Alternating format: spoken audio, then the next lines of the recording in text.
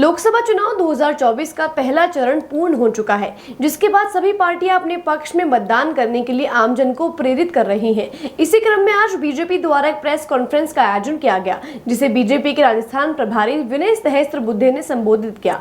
विनय सहस्त्रबुद्धे ने कांग्रेस पर तंज कसते हुए कहा कि कांग्रेस कभी परफॉर्मेंस की बात करती ही नहीं है, क्योंकि उन्हें नहीं पता परफॉर्मेंस किसे कहते हैं और उनसे आमजन को उम्मीदें भी नहीं है। साथ ही उनका कहना रहा कि इस बार पहले चरण में वोटिंग परसेंटेज कम रहा है, इसके अनेकों कारण हैं, परंतु इस बार भाजपा फिर से विजयी होगी, यह भी उनका दावा है।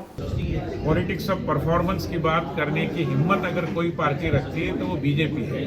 कांग्रेस कभी परफॉर्मेंस की बात ही करेगी नहीं, क्योंकि परफॉर्मेंस यानी क्या होता है ये उनको पता भी नहीं है और उनसे लोगों की उम्मीदें भी नहीं रहती। मगर हमने केंद्र में किए हुए काम, राज्य में विगत 3 महीनों में किए हुए काम, इन सभी कामों के आधार पर हम जनता को अपील करते हुए जनादेश पाने की पूरी कोशिश कर रहे हैं और हमें पूरा आत्मविश्वास है कि वो हमें मिलेगा।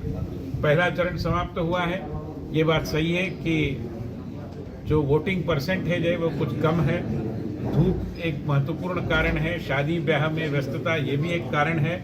मगर भारतीय जनता पार्टी ने अपना आकलन जो बनाया है कि हमारा वोटर, हमारे कार्यकर्ता, हमारे बूथ प्रमुख, हमारे शक्ति केंद्र प्रमुख, इनके अपील के माध्यम से हमारा वोटर अपने घरों से जल्दी बाहर निकलकर सूरज बहुत ऊपर आने से पहले, धूप कड़ी होने से पहले कतार में खड़ा होकर वोटिंग करने के लिए तत्पर है, तत्पर था कल भी, और इसके कारण कम परसेंटेज ऑफ वोटिंग के बावजूद भी हमारी जीत सुनिश्चित है।